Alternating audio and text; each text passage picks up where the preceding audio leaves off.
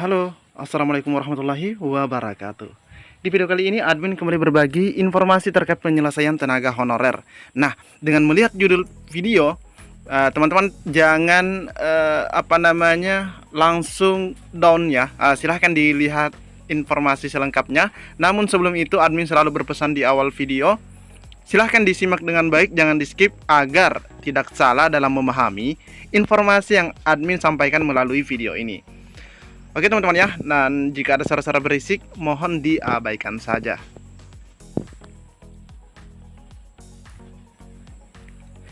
Pemda minta honorer tak masuk pendataan BKN diangkat P3K hingga 2029, alias honorer yang tercecer ya, karena honorer yang tidak masuk dalam database BKN atau tidak ikut pendataan itu dikatakan juga sebagai honorer yang tercecer. Kenapa? Karena mereka itu tidak masuk dalam pendataan, dan di sini diminta pemerintah daerah meminta agar diselesaikan hingga 2029. Hingga teman-teman ya, berarti bertahap. Kalau kita membacanya mengartikannya kata hingga ini. Oke, kita perhatikan kembali informasinya. Pemerintah daerah minta honorer yang tidak masuk pendataan BKN diangkat P3K. Nah, ini bagus niatnya teman-teman ya, diangkat P3K.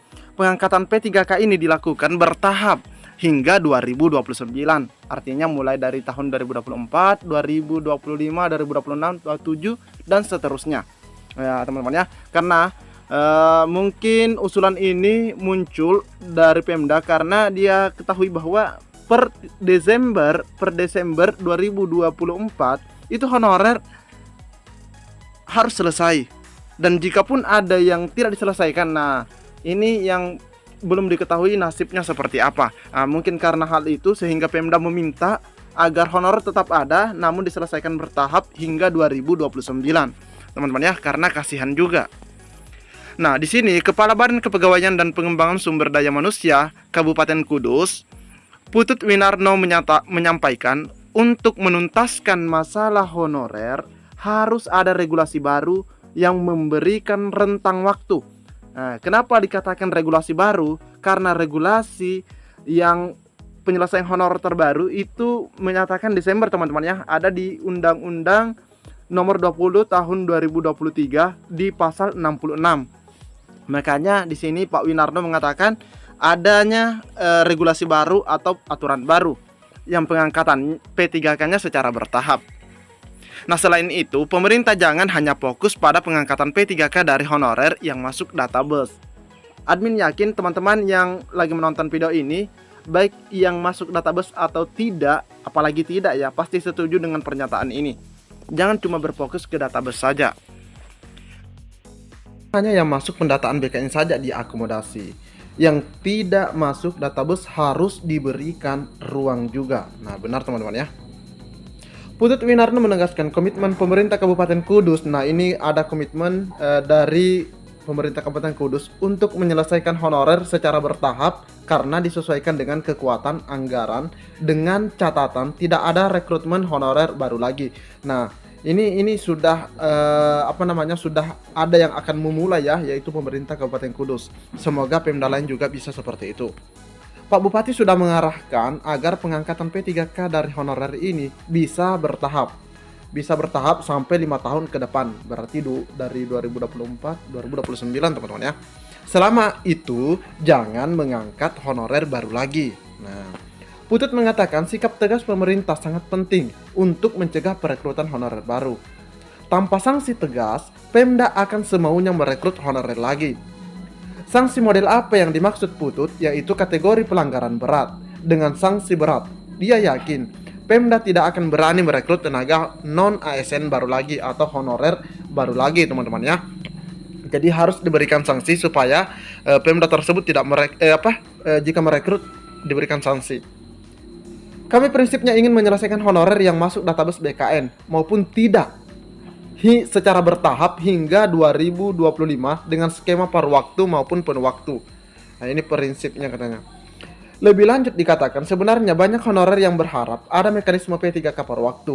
Ini agar semuanya bisa terangkat menjadi ASN meskipun part time. Kalau di Kabupaten Kudus, honorernya tidak masalah diangkat P3K paruh waktu. Mereka ingin punya status ASN. Dan dia menjelaskan honorer atau tenaga non-ASN bekerja setiap hari. Mereka ini ketika diangkat P3K akan ditempatkan di situ lagi.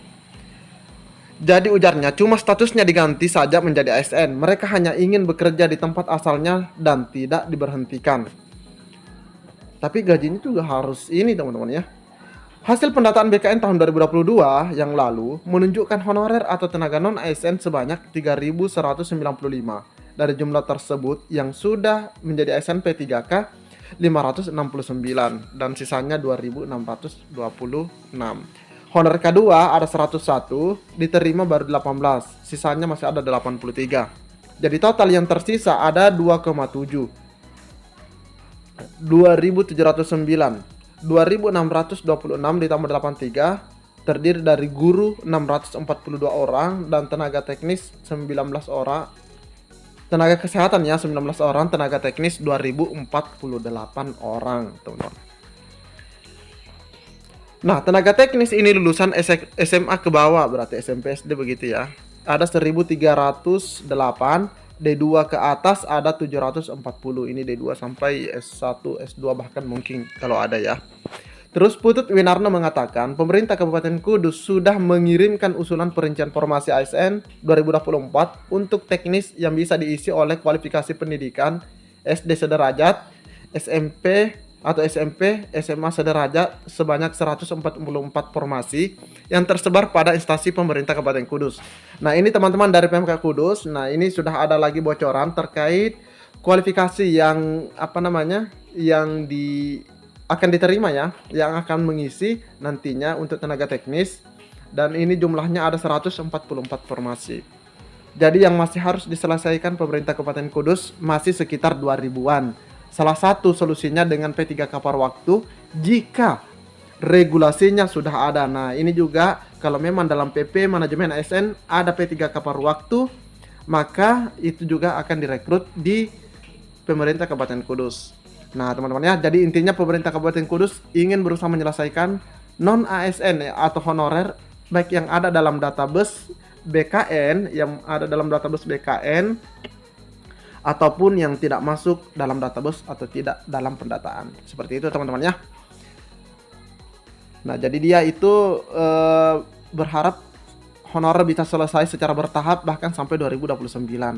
Karena yang tidak terdata harus katanya juga diberikan kebijakan. Cukup sekian. Assalamualaikum warahmatullahi wabarakatuh.